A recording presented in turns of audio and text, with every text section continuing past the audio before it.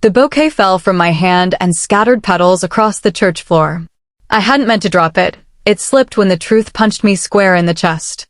The doors were still half open behind me, letting in the cold wind and the sound of distant traffic, but all I could hear was the soft swell of organ music and the thunder of my heartbeat.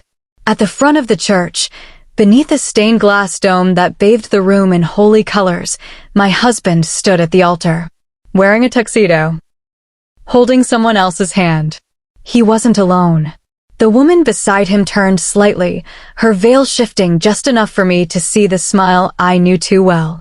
Callista, my best friend, my closest confidant, the woman who once swore she'd never do anything to hurt me. My vision narrowed. The guests were smiling. No one noticed me in the back. No one knew the bride and groom had forgotten to cancel their other life, the one that included me. They exchanged vows as I stood frozen. And when they kissed, something inside me shattered. But I didn't leave. I filmed it. Every moment. My hands steady, my breath silent. I recorded the betrayal so there would be no denying it. Then I left. That was the moment everything changed. My name is Alara Wren. I met Noel in high school. I was 17. He was a year older, always with his notebook of sketches and his crooked smile. He used to leave doodles in my locker, tiny dragons with hearts for wings. I fell fast. We all thought he'd go to art school, but life rerouted us. We ended up in the same city for college, moved in together by 22, married by 25. Our life looked like a Pinterest board. I ran a small floral business that bloomed into something bigger than I ever imagined. Noel became a graphic designer at a boutique firm. We bought a house with stained glass windows and ivy crawling up the side. People called us the dream team. Passionate, creative, balanced. Callista was always around. We met in grade school and stuck like magnets ever since. She was the chaotic one, the fire to my calm. She cheered loudest at my wedding, wiped my tears when I lost a pregnancy. She even called Noel her bonus brother. I never once questioned how often she came over, how easily she fit into our daily rhythm. We were family. But over the past year, things started slipping. At first, they were like cracks in an old wall, invisible unless the light hit just right. Noel started working late, claiming his firm had landed a big tech client. He got a new cologne, earthy and sharp, one I never bought. I noticed our credit card bills bloating with unexplained expenses, rooftop bars, a bed and breakfast in another city. When I asked, he smiled and said, client dinners. Callista started fading, too. She canceled coffee dates. Left my messages on read. Said she was traveling for work, but I saw her tagged at a concert downtown. I missed her, but I chalked it up to life being busy. Maybe we were just evolving. It happens. One night, Noel came home with lipstick on his collar. Plum red. I never wore plum. Coworker hugged me goodbye, he shrugged. I nodded. Believed him. Wanted to. Because doubting him meant questioning everything we built. It meant unraveling. Then came the message. A number I didn't recognize. No name. Just an address in a neighborhood across the river and a time, 6:45 p.m. Something inside me twitched. Intuition, maybe. I told myself it was probably spam. But I went. Drove across the bridge, stomach flipping like a coin. And there I stood. At the back of that church. Watching him marry someone else. That night, I didn't cry. I went home, made chamomile tea, and sat at the kitchen table like a statue. My phone buzzed an hour later. Noel, sorry babe. Emergency at work. Be late. I looked at the screen and smiled. I had seen the emergency. I had watched it unfold beneath a dome of stained glass and betrayal. He came home past 10. Kissed my cheek. Ate the pasta I reheated. Told me he missed me. I smiled. I missed you too. But inside, I was splitting atoms. In the days that followed, I became someone else. Quiet. Controlled. Observant. I checked our joint laptop. He never logged out of anything. Rookie mistake. I found emails with hotel bookings. Messages to someone saved as LD. Dinner plans. Weekend trips. Love notes. I recognized the punctuation style. The emojis. It was Callista. I dug deeper. Phone logs. Hours-long calls late at night. Social media accounts she never told me about. One had a profile picture of them on the cliffs of Myrtle Cove, a place Noel and I planned to go for our anniversary but never did. I backed up everything. Then, under his side of the bed, I found a second phone. It was off, but I charged it. When it buzzed awake, it buzzed with lies. Photos. Plans. Even a wedding checklist with venue notes, florist contacts, and a countdown app. They weren't sorry. They weren't hiding. They were preparing for a life without me. And then I found the prenup. Filed under legal, tucked between old tax returns. My name signed at the bottom. But it wasn't my handwriting. He forged it. Noel had orchestrated every step of his exit. A quiet coup. Leave with the house, protect his assets, replace the wife. But I was no longer the girl who cried at vows. I was the woman who recorded betrayals. And the storm I was building? It hadn't even started. I became a ghost in my own home. Moving quietly, eyes sharp, hands steady. Noel continued his performances, husbandly gestures, occasional laughs, late-night calls from work. But now I was collecting his lies. Every day, I added another thread to the web I was spinning. While he brushed his teeth, I scoured his browser history. While he showered, I copied files from his second phone. Each morning, I transferred new evidence to a password-protected drive hidden inside a box labeled tax documents. Each night, I whispered promises to myself in the dark. They will not break me. They will not walk away unscathed. I knew I needed more than screenshots. I needed confirmation. Patterns. Footprints. So, I took the step that scared me most. I reached out to her. I texted Callista. Told her I was feeling low. Asked if we could meet. She replied in seconds, of course, always. We met at a quiet little cafe we used to haunt in college. It smelled like burnt espresso and nostalgia. She looked radiant, as always, wrapped in cream cashmere, lips painted that same plum shade. The same one from the collar. Elara, she said, voice soft with concern. Are you okay? I smiled and lied through my teeth. I think Noel's cheating on me. She blinked, just once. Then leaned forward like a true friend. Oh, honey. You think that? Why? I recited a few carefully chosen details. Some suspicious charges. Missed calls. I let my voice tremble. Callista gripped my hand across the table. Her rings glittered in the sunlight. You're probably just stressed. You two have always been so strong. Maybe it's just work pressure. Don't overthink. My phone, tucked in my purse, recorded every syllable. She was good. Too good. She stayed calm, her lies lacquered with false warmth. But even actors have blind spots. She slipped.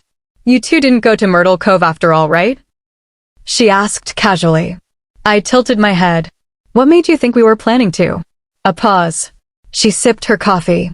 Oh, I think you mentioned it once. I hadn't. Ever. I ended the conversation gently, hugged her goodbye, and left with her fake concern still echoing in my ears.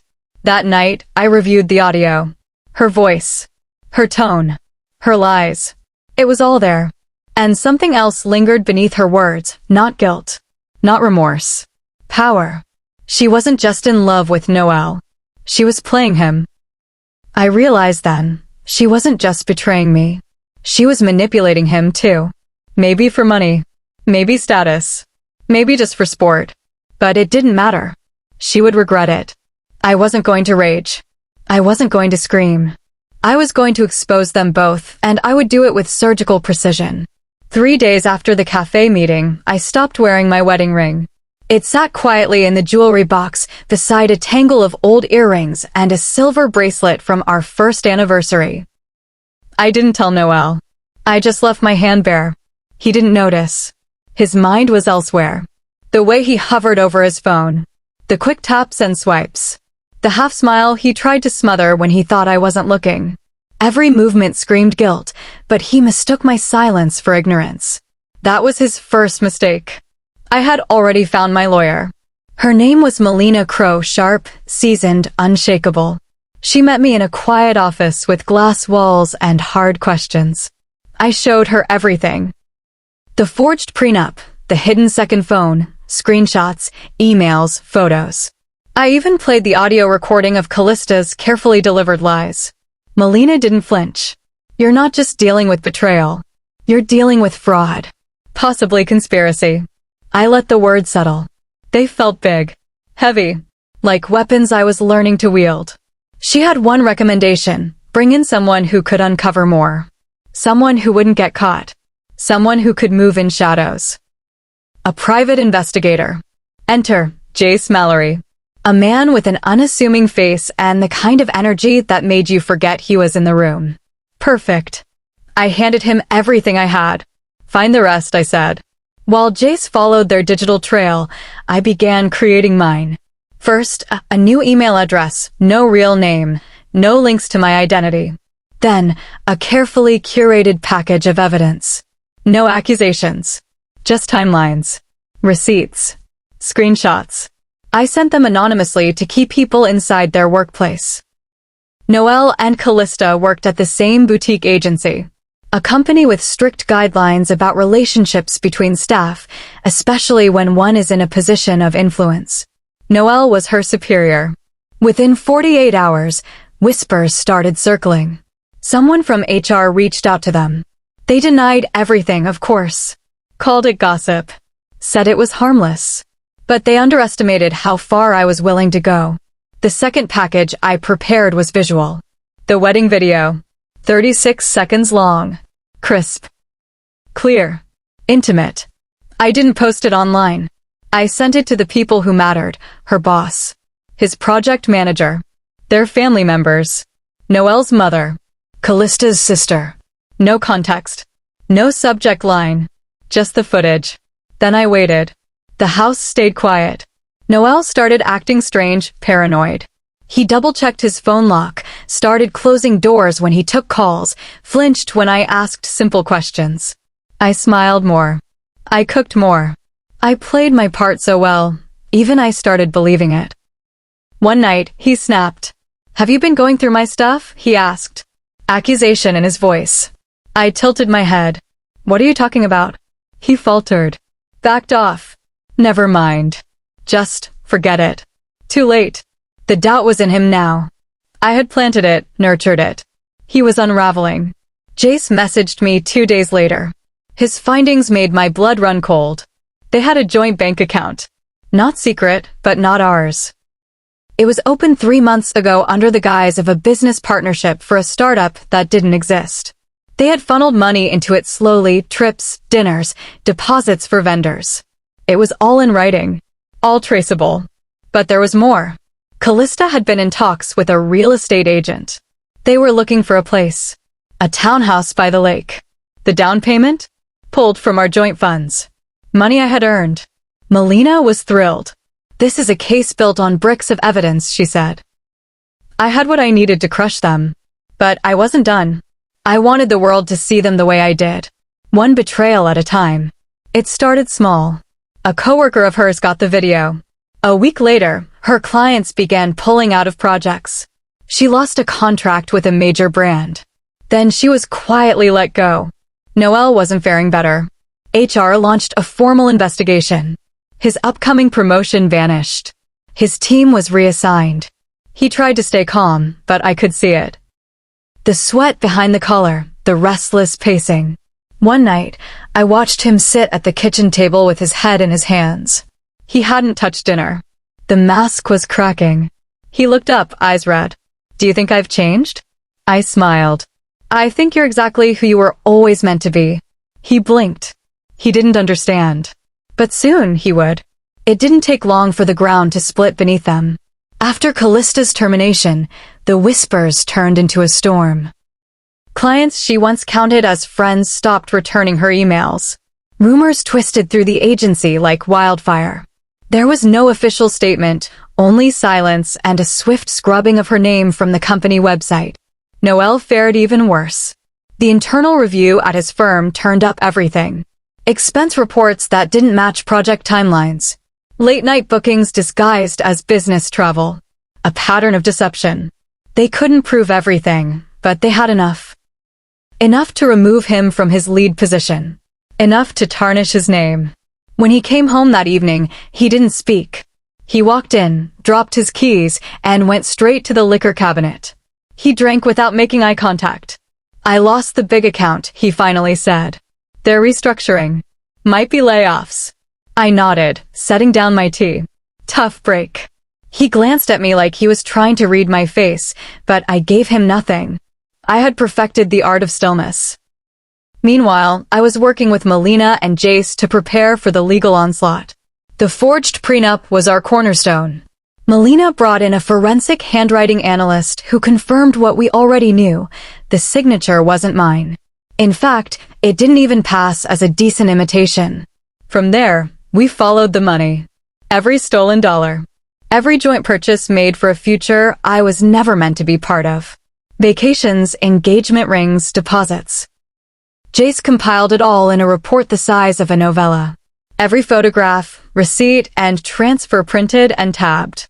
When we presented it to the judge, it wasn't just a divorce. It was a case of fraud, asset misappropriation, and emotional devastation, backed with cold, irrefutable evidence. My calm became a weapon. So did the silence I'd kept. But the real blow came from outside the courtroom. I sent one last anonymous package. This time to a gossip columnist I knew through a former client. I didn't need to tell them much. The photos, the forged prenup, the wedding footage, those spoke for themselves. They ran the story in a weekend feature under the title, "The Woman Who Caught Her Husband's Secret Wedding." No names, just initials and blurred faces. But it didn't matter. Anyone who knew us knew. The story exploded. Not in the tabloids, but in whispers. In Instagram DMs. In the quiet shock of friends piecing together timelines. Noel's family was devastated. His mother left a voicemail in tears. His father emailed me an apology. His brother, once cold toward me, sent a single text. "He doesn't deserve forgiveness. You deserve everything." Callista didn't message me directly, but her sister did. "I had no idea," she wrote. "If I had known, I would have told you. I'm so sorry." And then, one night, Noel came home with an envelope. He looked thinner. Not physically, but emotionally. As if the weight of everything had crushed the arrogance out of him. "I got served," he said, voice low. "You're serious about this?" "I was always serious," I replied. He sat down across from me. For the first time in years, he didn't pretend. No charm. No fake warmth. "She's gone," he admitted. "She moved out. Said it was too much." I raised an eyebrow. "Too much what?" "Consequences." He didn't answer. Just nodded. Defeated. "I thought I wanted something different," he whispered. "I thought she was the one." I stood, walked to the cabinet, and retrieved the wedding invitation they'd tried to keep secret. I placed it on the table between us. "Noel," I said quietly, "you had a life people dream of. You burned it down for a fantasy. And now you want sympathy." He didn't look up. I turned away. Outside the courtroom, people often talk about closure like it's a finish line. It's not. It's a door you close yourself when you realize no one's going to apologize the way you deserve. And I was done waiting for sorry. I took everything he tried to take from me, and I turned it into proof. I turned betrayal into leverage. Pain into power. The next phase wasn't about revenge. It was about recovery. But first, the gavel had to fall. The courtroom was cold, quiet, sterile. The kind of place where justice doesn't roar, it whispers. I sat beside Melina, dressed in black. Not for mourning, but for rebirth. I didn't look at Noel. I didn't need to. I had already seen every part of the man I once loved, and what I saw didn't deserve another second of my gaze. He looked pale, worn down. Not the confident, charming husband I once walked down the aisle toward, but a man undone by the weight of his own lies. Callista wasn't there. She had removed herself from the wreckage long before the trial. She didn't even send a statement. Melina laid out our case piece by piece. The forged prenup. The double life. The misappropriated finances. The video. The wedding. Noelle's lawyer tried to argue emotional distress, mistakes, miscommunication. But the judge wasn't swayed. When the final verdict came, I didn't flinch. The house, the car, a portion of our shared savings, spousal support, and the full annulment of the fraudulent prenup. The judge's words were clear. This was not a simple case of infidelity. This was calculated deception with financial and emotional consequences. And just like that, it was over. Or rather, just beginning. Outside, the air felt different. Lighter. I breathed it in like someone resurfacing after being underwater for too long. My phone buzzed. Messages from friends, some I hadn't spoken to in months. Support. Relief. Solidarity. But one message stopped me cold. An unknown number. A simple line. I made a mistake. I'm sorry. Can we talk? Callista. She had the audacity. I didn't respond. I didn't need to. Her story was no longer mine to carry. Let her face her ruin. Let her feel the absence of the friend she betrayed for the thrill of destruction. A week later, a podcaster reached out again. They had followed the story from the anonymous blog posts, connected the dots. They wanted to do a feature. Why no? I asked. Because people need to hear what strength looks like, she said. What silence can build. I agreed. Not for fame. Not for pity. But because I knew there were others like me out there. Women in the dark. Women with whispers in their gut and doubts they kept swallowing. I told my story, not with bitterness, but with clarity. Calm. Control. It went viral. Again. But this time, it wasn't just about betrayal. It was about survival. Empowerment. Reclamation. The world learned Noelle's name. Callista's too. Not because I told it, but because people connected the dots. The photos. The history. The arrogance of those who thought no one would ever find out. Their faces became symbols of something else. Consequence. Months passed. Noelle moved in with his parents.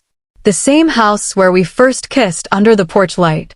Callista was spotted working in a small boutique 2 towns over. Fewer people answered when she called. Her charm had limits. Her name, now a stain. And me? I rebuilt. I traveled. I hired new staff for my growing floral business. I joined support groups, not to talk, but to listen. I met women whose pain mirrored mine. And in their stories, I found echoes of my strength. I no longer flinched at memories. I archived them. My home became a place of peace again. One rainy afternoon, I stood in my garden, pruning roses. The thorns didn't scare me anymore. I'd learned to bleed on my own terms. And as I stood there, soaked and smiling, I realized something profound. I was never meant to be forgotten. They tried to rewrite me out of their lives. But I became the footnote they could never erase. The warning whispered in every vow that came too easily. The shadow that reminded them what consequences felt like. And when people hear my name now, they don't think of the woman who got left. They think of the woman who made sure they were remembered.